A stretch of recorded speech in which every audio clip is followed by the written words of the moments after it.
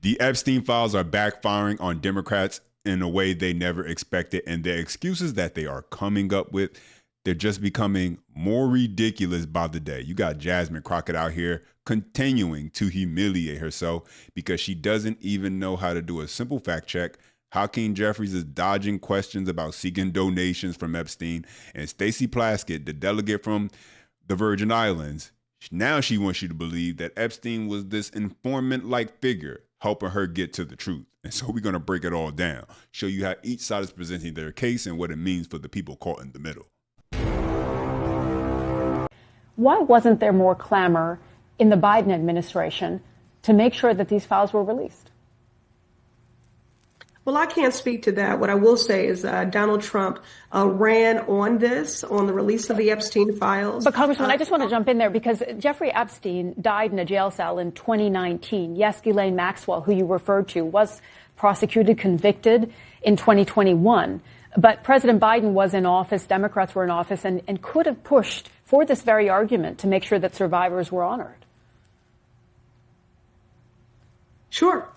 Was it an error in judgment to text Jeffrey Epstein during a hearing? You know, I take Stacy Plaskett at her word, and Would you have done the same thing? I don't. I also agree with her that Jeffrey Epstein is reprehensible, and that's her word, and I agree with her. Have you spoken to Stacy Plaskett after this controversy emerged? I have not. Can you confirm if there was a deal last night to sink the resolution against Congressman Plaskett in exchange for not bringing a censure resolution? We've made clear repeatedly we're not going to unilaterally disarm. So you're saying there was no deal? I'm saying we will not unilaterally disarm. Not now, not ever. Mr. Leader, why wouldn't you speak to Stacy Plaskett? I said I haven't spoken to her since the censure resolution went down. No, about this text controversy. I have not spoken to her since the censure resolution went down. Have you talked to her about this text controversy? She and I have talked, and it's a private conversation that will remain private. And so let's start with Jasmine Crockett, who, let me say this. I don't understand how somebody like her was able to get elected into a government position. Only thing I could wrap my mind around is that there is that little interest in getting involved with government, getting involved with politics from most people. And by default, she found herself in that position because every time she opens her mouth, I feel like I'm losing brain cells. I really do. She thought she had a gotcha moment with trying to expose Republicans that were receiving donations from Jeffrey Epstein, but it was only one problem. It was a different Jeffrey Epstein. But that didn't stop her from still finding some excuse with this entire situation. Take a listen. Democrat who's been on defense over Jeffrey Epstein is Stacy Plaskett. She represents the Virgin Islands. She was texting with Jeffrey Epstein the day of Michael Cohen's hearing. Her questions pretty closely followed the text messages between the two of them to ask about Rona Graff, Trump's longtime assistant. You were defending her today, or in recent days, yesterday, and you talked about Republicans taking money from a Jeffrey Epstein. Here's what you said. Who also took money from somebody named Jeffrey Epstein, as I had my team dig in very quickly. Mitt Romney, the NRCC, Lee Zeldin, George Bush, Win Red, McCain Palin, Rick Lazio. You mentioned Lee Zeldin there. He's now a cabinet secretary. He responded and said it was actually Dr. Jeffrey Epstein, who's a doctor that doesn't have any relation to the convicted sex trafficker. Unfortunate for that doctor, but that is who donated to a prior campaign of his. Do you want to correct the record on the people that Listen, I never said that it was that Jeffrey Epstein. Just so that people understand, when you make a donation, your picture is not there.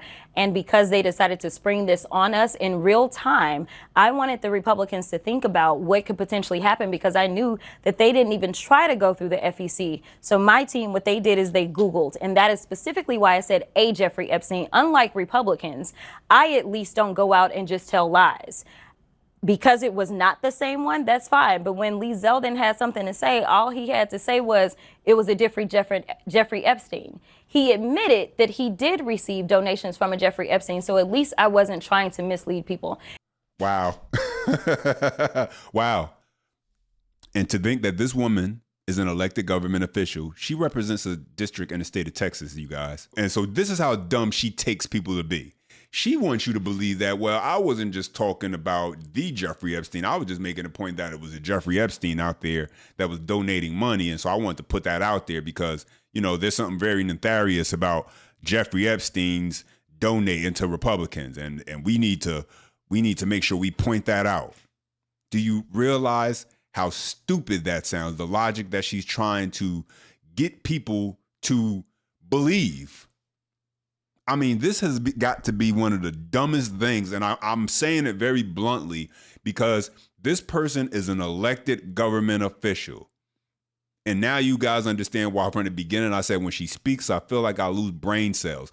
You can't be this dumb to think that people will actually believe what you're saying. The clip started off with her defending Stacy Plaskett, the woman who was texting the Jeffrey Epstein.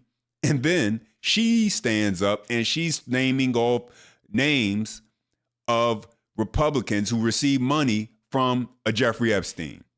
Either she wants you to believe that she knew that this guy wasn't the real Jeffrey Epstein, but she was trying to mislead you, even though she sat there and said she wasn't. Or she's just dumb enough and irresponsible enough, I should say, where she's not even doing the fact check research to make sure the person that they're looking into is really that Jeffrey Epstein. But either way, she looks at the people who are listening to this and she's saying, I can say whatever I want and they'll buy it. Now, have I dug in to find out who this doctor is? I have not. So I will trust and take what he says is that it wasn't that Jeffrey Epstein, but I was not attempting to mislead anybody. I literally had maybe 20 minutes before I had to do that debate. Yeah, but people might see that and say, well, you're trying to make it sound like he took money from I did not know. A registered sex offender. No, but I literally did not know. When you search FEC files, and that's what I had my team to do, I texted them and I said, listen, we're going up. They are saying that she took donations. Right, but someone might say, well, your team should have done the homework to make sure it wasn't the convicted sex trafficker. Within 20 minutes, you could not find that out, not from just doing a quick search on FEC. This should be insulting to Democrats, that this is who they have representing you. The state of Texas, y'all got some explaining to do. The district she represents, you should be insulted that this is who is representing you. She wants, the logic she's using makes absolutely no sense. Just because someone named Jeffrey Epstein donated money isn't a crime. There's nothing wrong with that. It shouldn't even be a story unless it's the Jeffrey Epstein. And so by that logic, Jasmine, why don't we just, why stop there? Why stop at Jeffrey Epstein if you got the same name? How about if your name starts with the letter J, your last name starts with the letter E? Let's pull their file also. Matter of fact, let's go a step further. If your name rhymes with Jeffrey Epstein, how about we pull their file also? Because, you know, you can't be too sure about these things. You want to make sure you cover all your bases. The logic that she's trying to use, you should feel insulted as a Democrat if you listen to that. You should feel insulted as an American that this person is a representative, a government elected official. So, number one, I made sure that I was clear that it was a Jeffrey Epstein, but I never said that it was specifically that Jeffrey Epstein because I knew that we would need more time to really dig in. Well, Stacy Plaskett was texting the Jeffrey Epstein that we're Correct. all talking about. You voted against the censure for her to remove her from her committees. You know, we pressed the minority leader, Hakeem Jeffries, on this last night. Maybe you don't think she should be removed from her committees. Correct. But why do so many Democrats seem unwilling to say it's inappropriate to be texting with a registered sex offender about what you're going to ask a witness at a congressional hearing? So I'm not going to necessarily say that that's the case. Now, this is somebody that was a former prosecutor. Now, I haven't sat down and talked about all the specifics of why Stacy was doing what she was doing. I know that when she got up and she spoke, she talked about the fact that this is one of her constituents. At the end of the day, what I know of prosecutors is that they are typically talking to co-defendants. They are typically talking to the people that have the best information. And what you had was you had the former attorney for the president that was sitting there. And honestly, we knew, or she knew, or at least Jeffrey Epstein presented that he was very cozy with the president. He had more information, registered sex offender or not. The bigger question is, why is it that the president was so cozy with a registered sex offender even after he ultimately ended up with some of his convictions? And seemingly, he had absolutely been on the plane with him. We know about the birthday card. Yeah, this is crazy because I've never heard a politician spin something that sounded so idiotic already and then continue to spin it. And now she's just saying, well, I'm just going to lie because I got to sound like I'm right. The president had already kicked Epstein out of Mar-a-Lago and was no longer being affiliated with him.